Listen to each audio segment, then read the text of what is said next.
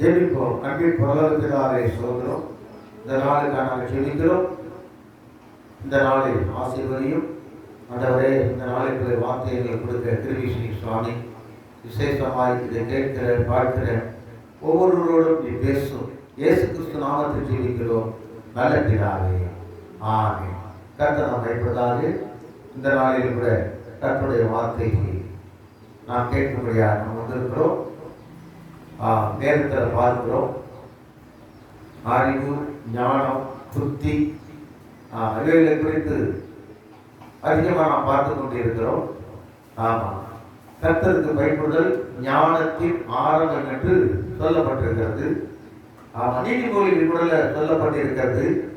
தாவீதின் குமாரனும் இஸ்ரவேலின் ராஜாவும் ஆகிய சாலமோனின் நீதிமொழிகள் இவைகள் ஞானத்தையும் போதகத்தையும் அறிந்து புத்திமதிகளை உணர்ந்து விவேகம், நீதி, நியாயம், நிதானம் என்பதை பற்றி உபதேசத்தை அடையலாம் என்று சொல்லி ஞானம், புத்தி, அறிவு இவைகளை குறித்து அதிகமாக நீதிமொழிகள் போதிக்கப்படுகிறது. அப்போ ஒரு தேவனுடைய பிள்ளைகள் என்ன செய்ய வேண்டும் என்று என்றால், இந்த உலக ரீதியான ஞானம், அறிவு அதிகமா இருந்த போதிலும் ஏன்னா தேவனுடைய பிள்ளைகள் கர்த்தரை அறிகிற அறிவுல நாம் அதிகமாய் தேடி இருக்க வேண்டியது அவசியமாய் காணப்படுகிறது.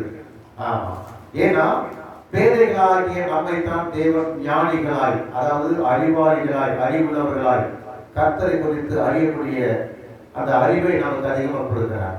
ஆமா, கர்த்தரை நாம் அறிய போது ஆமா இன்மைக்கு மாத்திரமல்ல வருகைக்கு உரிய காரியங்களை நாம் பெற்று அனுபவித்து நாம் போக வேண்டிய இடம் என்ன என்று அறிந்துடைய கிருபை நமக்கு கிடைக்கிறது. விசேஷமாக இந்த நாளிலும் நாம் ஒரு வசனத்தை நாம் எடுத்துக்கொள்வோம் தியானத்திற்கு. 1 தீமோத்தேயுவின் புத்தகம் 1 தீமோத்தேயு புத்தகம் 2ஆம் அதிகாரம் 4ஆம் வசனத்தை நாம் எடுத்துக்கொள்வோம். எல்லா மனுஷரும் ரட்சிக்கப்படவும் சத்தியத்தை அறிகிற அறிவை அடையவும் அவர் சித்தமுள்ளவராய் இருக்கிறார். போதும். அல்லேலூயா. ஆமா, எல்லா மனுஷரும் ரட்சிக்கப்படவும் சத்தியத்தை அறிகிற அறிவை அடையவும். அப்ப எல்லா மனுஷரும் ரட்சிக்கப்படணும்னு சொன்னா அப்ப ஆண்டவராகிய இயேசு கிறிஸ்துவை அறிந்து கொண்டிருக்கிற தேவனுடைய பிள்ளைகளாக இருக்கிற நமக்கு சத்தியத்தை குறித்தான அறிவு நமக்கு அதிகமா இருக்க வேண்டியது அவசியமா இருக்குது. அது தேவனுடைய சுத்தமாகவும் இருக்கிறது. அதான் வேதம் சொல்லுகிறது இல்லையா, எல்லா மனுஷரும் ரட்சிக்கப்படும். அப்ப ஒருவரை கெட்டு பாதாளம் போவது தேவனுடைய சித்தம் அல்ல. அப்ப எல்லாரும் ரட்சிக்கப்படணும். அப்ப எல்லாரும் ரட்சிக்கப்படணும் சொன்னாங்க. எப்படி ரட்சிக்கப்படணும்? சத்தியம் நமக்கு தெரியணும். அப்ப சத்தியம் என்ன? சத்தியத்தை அறிகிற அந்த அறிவு நமக்கு இருக்கும் போதுதான் அதை நம்ம சொல்ல முடியும். அப்ப நாம் அந்த அறிகிற அறிவுல அதிகமா வளர வேண்டும் என்று சொல்லி தேவன் நம்ம மேல சித்தமுள்ளவராய் இருக்கிறார். அப்ப ஏன் மனிதர்கள் ரட்சிக்கப்படணும்? ஏன் சத்தியத்தை அறியணும்? சத்தியம்னா என்ன? ஆமா, இந்த கூட பார்ப்போம். எடுத்துக்கொள்வோம் யோவான் புஸ்தகம். ஆமா, யோவானை எடுத்துக்கொள்வோம். யோவான் எழுதின நிருபம் 17ஆம் அதிகாரத்தை எடுத்துக்கொள்வோம். யோவான் எழுதின நிருபம் 17:17. உம்முடைய சத்தியத்தினாலே அவர்களை பரிசுத்தமாக்கும்.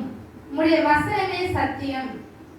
உம்முடைய சத்தியத்தினாலே அவர்களை பரிசுத்தமாக்கும். உம்முடைய வசனமே சத்தியம். அல்லேலூயா, அல்லேலூயா. நாம் பார்த்த சத்தியத்தை அறிகிற அறிவு நமக்கு வேண்டும் அப்படின்னு சொல்லப்பட்டிருக்கிறது. அப்ப சத்தியம் என்றால் என்ன?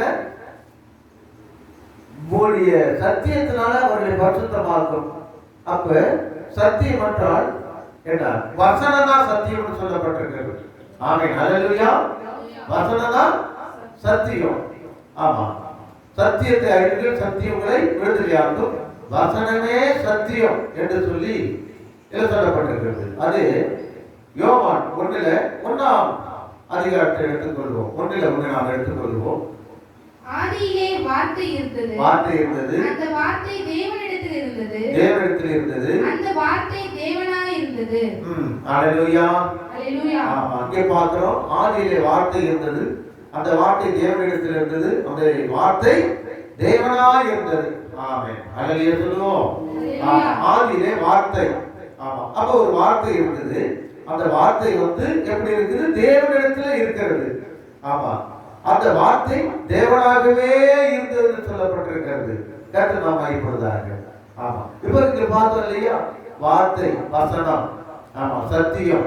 ஆமா, அது எங்க இருக்குன்னா ஆதியில இருக்குது, இந்த வார்த்தையா இருக்குது, அது தேவனிடத்தில் இருந்தது, தேவனா இருந்தது. ஆமா, அந்த வார்த்தை என்னவாக மாறுகிறது? 14வது வசனத்தை வாசிப்போம். 1:14.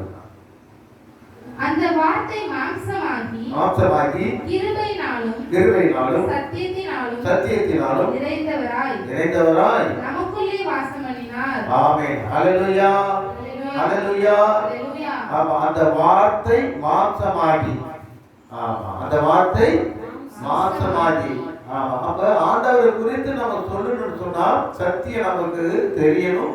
சத்தியத்தை குறித்தான அறிவு நமக்கு அதிகமா இருக்கணும். சத்தியம் என்றால் என்ன என்று நாம் தெரிந்து இருக்கணும். சத்தியம் என்றால் வசனம் தான் சத்தியம்.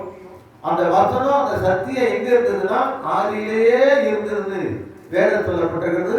அது யார் இடத்துல இருந்ததுன்னா தேவனிடத்தில் இருந்தது. எப்படி இருந்ததுன்னா அது தேவனாவே இருந்ததுன்னு சொல்லப்பட்டிருக்கிறது.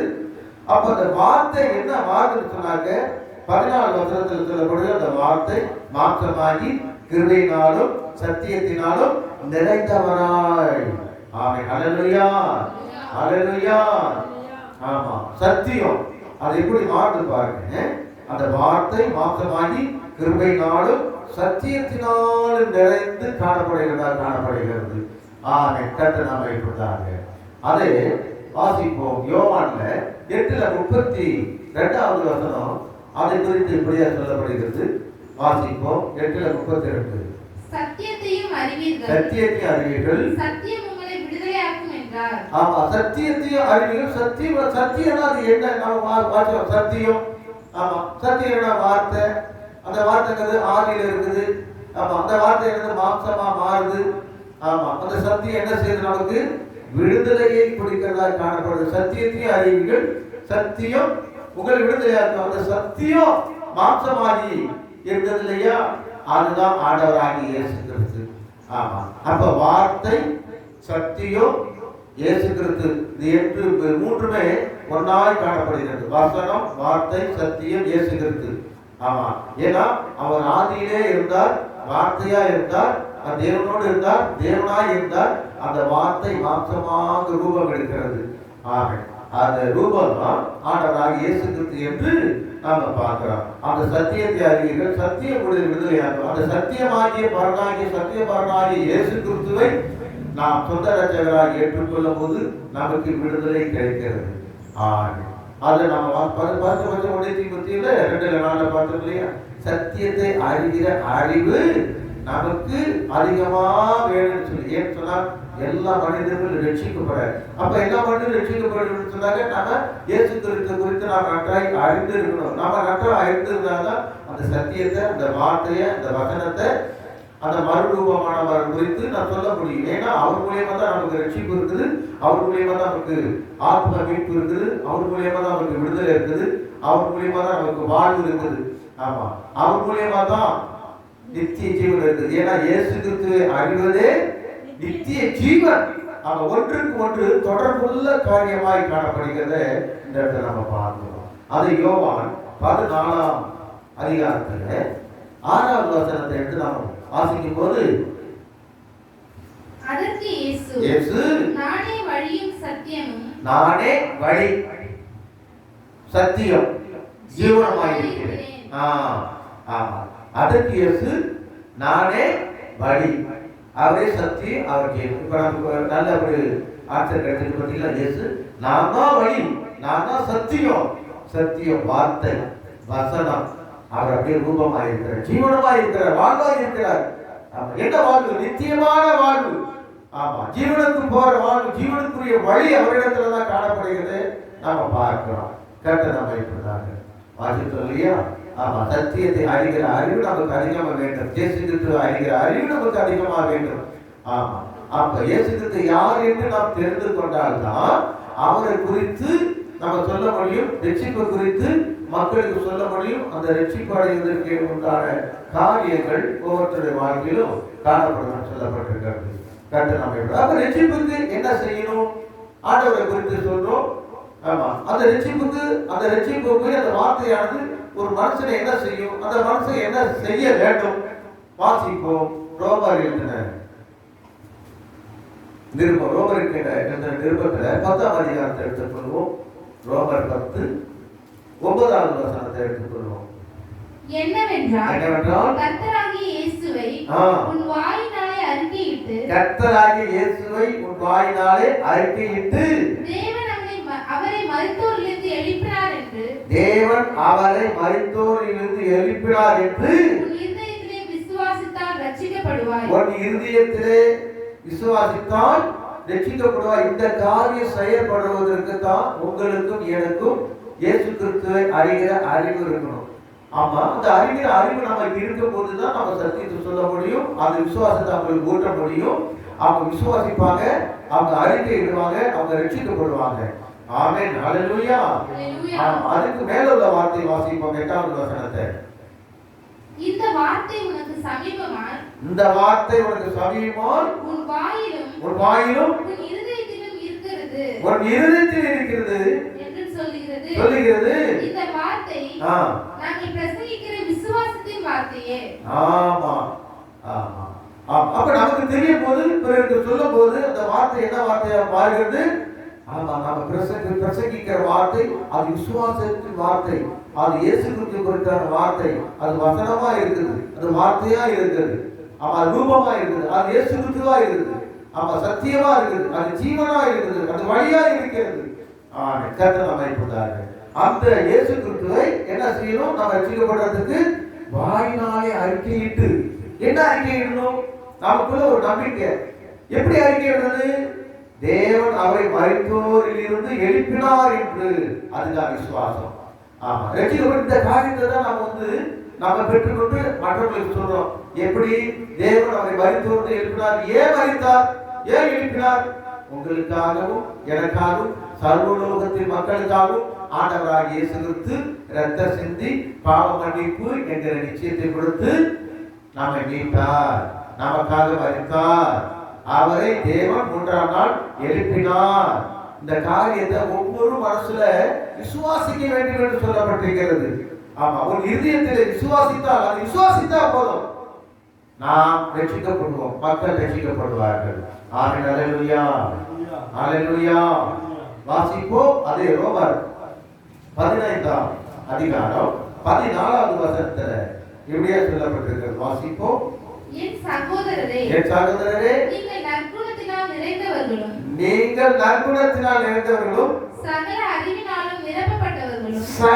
அறிவினாலும் நிரப்பப்பட்டவர்களும் ஒருவருக்கொருவர் புத்தி சொல்ல வல்லவர்களுமாய் இருக்கிறீர்கள் என்று நானும் உங்களை குறித்து நிச்சயித்திருக்கிறேன். ஆமா, ஏன் சொல்லுகிறது? என் சகோதரரே, நீங்கள் நற்குணத்திலும் நிறைந்தவர்களும் சகல அறிவினாலே நிரப்பப்பட்டவர்களும் ஒருவருக்கு ஒருவர் புத்தி சொல்ல வல்லவருமாய் இருக்கிறீர்கள் என்று நானும் உங்களை குறித்து நிச்சயித்து இருக்கிறேன் என்று சொல்லி இந்த இடத்துல சொல்லப்பட்டிருக்கிறது. அப்ப நம்ம எப்படி இருக்கணும்? சகல அறிவினாலும் சகல நற்குணத்தினாலும் நாம நிரப்பப்பட்டவர்களாக இருக்கும் போது ஒருவருக்கு ஒருவர் அறிவுரை சொல்லி, ஒருவருக்கு ஒருவர் புத்தி சொல்லி, என்ன அறிவுரை, என்ன புத்தி சொல்லுகிறோம்? கர்த்தரை குறித்தான காரியங்களை குறித்து சொல்வதற்கு அந்த ஞானம், அந்த அறிவு நமக்கு அதிகமாக இருக்குது, வேண்டியது அவசியமா இருக்குது. எப்படி அது வரும்? இயேசு கிறிஸ்துவை ஏற்றுக்கொண்டு நாம் விசுவாசிக்கும் போது அதை நாம் முழுமையாக பெற்றுக்கொள்வதாய் காணப்படுகிறோம். ஆமென், அல்லேலூயா, அல்லேலூயா. அந்த ஞானம் அறிவு குறித்து வாசிப்போம். எரேமியாவின் புத்தகம் 10ஆம் அதிகாரம். எரேமியாவின் புத்தகம் 10ஆம் அதிகாரத்துல 12வது வசனம் சொல்லுகிறது. எரேமியா 10:12. அவரே பூமியை தம்முடைய வல்லமையினால் உண்டாக்கி, பூச்சக்கரத்தை தம்முடைய ஞானத்தினால் படைத்து, வானத்தை தம்முடைய அறிவினால் விரித்தார். அவரே பூமியை தம்முடைய வல்லமையினால் உண்டாக்கி, பூச்சக்கரத்தை தம்முடைய ஞானத்தால் படைத்து, வானத்தை தம்முடைய அறிவினால் விரித்தார். ஹல்லேலூயா. கர்த்தர் நம்மை கொடுத்தாங்க. அப்ப நமக்கு என்ன வேண்டியது? அறிவு வேண்டியதா இருக்குது. எதை குறித்தான அறிவு? கர்த்தரை குறித்தான அறிவு. அதிகமாக வேண்டியதா இருக்கு. கர்த்தரை குறித்தான ஞானம் அதிகமாக வேண்டியது அவசியமாக இருக்குது. ஹல்லேலூயா. ஆமா, கர்த்தர் நம்ம இப்படிதாங்க. அப்ப இங்க பார்க்கிறோம், ஞானமும் சொல்லப்பட்டிருக்கிறது, அறிவும் சொல்லப்பட்டிருக்கிறது. அப்ப அறிவுக்கும் ஞானத்துக்கும் என்ன ஒரு வித்தியாசம் சொன்னாக்க, அதாவது அறிவு ஆராய்ச்சி செய்கிறது, ஞானம் தேடி கண்டுபிடிக்கிறது. அறிவு என்ன செய்யுது? ஆராய்ச்சி செய்யுது. ஏன்னா இயேசு கிறிஸ்து யார், எப்படிப்பட்டவர், ஏன்னா அது எப்படிங்கிறது குறித்து ஆராய்ச்சி செய்கிறது. ஆமா, அது ஆராய்ச்சி செய்து நமக்காக என்ன செய்தார், வந்த நோக்கம் என்ன, திட்டம் என்ன, என்ன முடிவு என்ன என்ற காரியத்தை குறித்து அந்த அறிவுக்கு அதிகமாக கொடுக்கப்படுகிறது.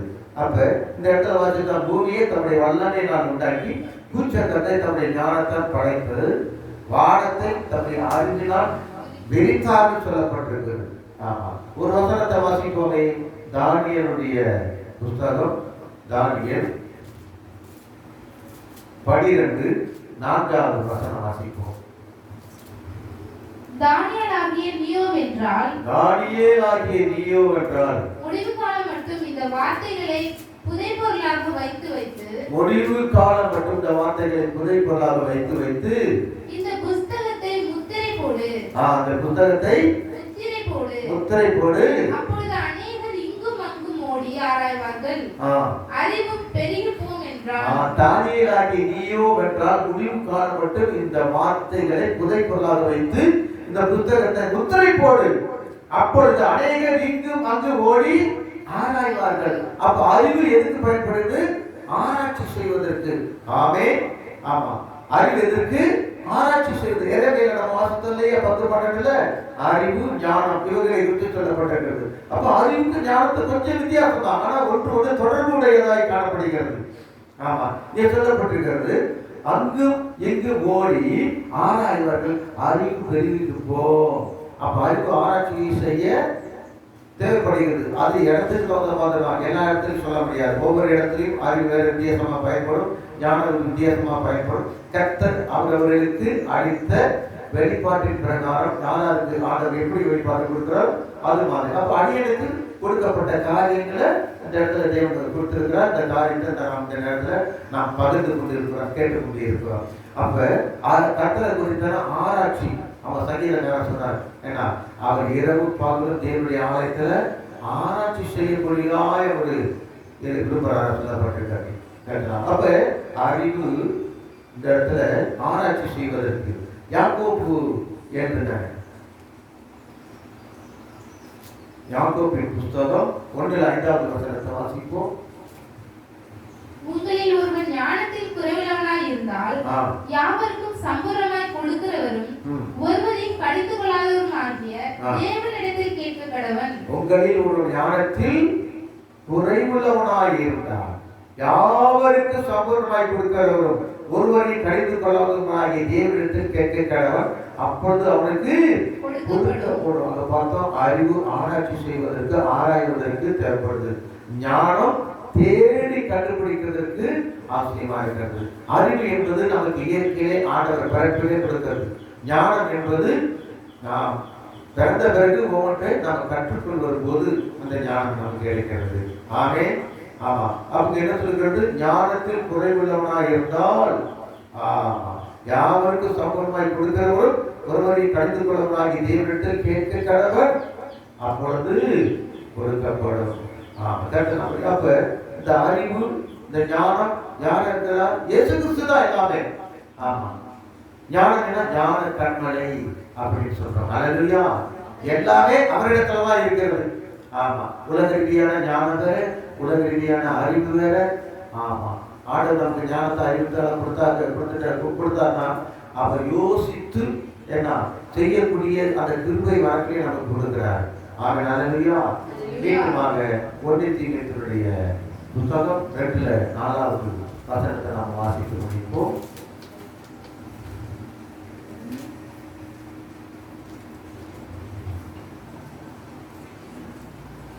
எல்லா மனுஷரும் ரட்சிக்கப்படவும் சத்தியத்தை அறிகிற அறிவை அடையும் அவர் சித்தப்படவும். எல்லா மனுஷரும் ரட்சிக்கப்படவும். ஆமா, அப்படின்னா ஒருவரை கேட்டு பாதாள போது அவருடைய சித்தர் அல்ல, சத்தியத்தை அறிகிற அறிவை அடையவும் ஆமா, சத்தியத்தை எல்லாம் அறியணும். இயேசு சாமியை அறிந்து கொள்ளணும். ஆமா, அவரை அறியணும். ஆமா, அவரை அறியறதுக்கு நமக்கு அந்த அறிவு நமக்கு தேவைப்படுவதாய் அவசியமாய் காணப்படுகிறது. ஏன்னா அப்போ அவருடைய ஞானத்துல, அவருடைய அறிவுல ஏன்னா நாம் எல்லாம் நிரம்பினவர்களாக இருக்கணும்னு சொல்லி அவர் சித்தமுள்ளவராக இருக்கிறார். சத்தியத்தை அறிகிற அறிவு நமக்கு வேண்டும். அவர் சத்தியம் என்றால் என்ன? வசனமே சத்தியம். ஆமா, வசனமே சத்தியம். வசனம் என்றால் வார்த்தை. வார்த்தை எங்க இருந்தது? ஆதியில இருந்தது. அந்த வார்த்தை என்னவாய் மாறினது? மாம்சமாய் மாறினது. சொல்றாரு, நானே வழி சத்தியமும் ஜீவனமாய் இருக்கிறேன். அந்த சத்தியத்தை அறியும் போது நமக்கு பாவ மன்னிப்புங்கிற நிச்சயம் கிடைத்தது. ஆமா, வாயினால அறிக்கையிட்டு இருதயத்தினால விசுவாசிக்கும் போது நமக்கு ரட்சிப்பு நமக்கு உண்டாகிறது. சகல அறிவும் ஆண்டவருக்குள்ள அவர் நிரம்பி இருக்கிறத பார்க்கணும். ஆமா, வானத்தையும் ஆமா அறிவினால ஞானத்தினால நிரம்பினால காணப்படுகிறது. அறிவு ஆராய்ச்சி செய்யவும், ஞானம் தேடி கண்டுபிடிக்கவும். இந்த ஞானம் அறிவு எல்லாமே ஆண்டவராக இயேசு கிறிஸ்து தான். ஏன்னா ஞான கண்களை ஆண்டவராக இயேசு கிறிஸ்து இருக்கிறார். ஆமென், அல்லேலூயா. ஜெபிப்போம். எங்களை அதிகமாக செய்கிற கர்த்தாவே, இந்த நாளுக்காக நாங்கள் ஜெபிக்கிறோம். விசேஷமா இந்த நாளில் நீர் கொடுத்த நமது ஜீவனுள்ள வார்த்தைக்காக நன்றி செலுத்துகிற சுவாமி. ஆண்டவரே சோதரன், அந்த வார்த்தையை கேட்கிற அப்பா ஒவ்வொருவருக்காக நாங்கள் ஜெபிக்கிறோம். ஆண்டவரே ஒவ்வொருவரோடு பேசும். ஆண்டவரே சோதரம் கேட்கிற பார்க்கிற ஒவ்வொருவரும் அந்த அறிவினால நிரம்பினவர்களாய், ஞானத்தினால நிரம்பினவர்களாய், அறிவாகிய ஞானமாகிய இயேசு கிறிஸ்துவை முழுமையாக ஏற்றுக்கொண்டு ஆண்டவரே சோதரம் சோதரம் அதுல நிரம்பினவர்களாக இருக்க கிருபை நாங்கள் ஜெபிக்கிறோம் சுவாமி. இந்த ஜெபத்தை ஆசீர்வதிக்கிறதுக்காக நன்றி. இயேசு கிறிஸ்து நாமத்தில் ஜெபிக்கிறோம் பிதாவே. என் ஆத்துமாவே கர்த்தரை ஸ்தோத்திரி, என் முழு உள்ளமே பரிசுத்த நாமத்தை ஸ்தோத்திரி. என் ஆத்துமாவே கர்த்தரை ஸ்தோத்திரி, அவர் செய்த சகல உபகாரங்களை மாறுங்கள். நம்முடைய ஆண்டவராகிய இயேசு கிறிஸ்து கிருபை, பிதாவாகிய தேவனாகிய பரிசுத்தாவின் ஐக்கியமாய் என்றும் இன்று சதா காலம் ஆண்டவராகிய இயேசு கிறிஸ்து வரையில் மட்டும் இந்த நாளில் விசேஷமாய் பார்க்கின்ற கேட்கின்ற மக்கள் அனைவரும் கூட இருப்பதாக. God bless you.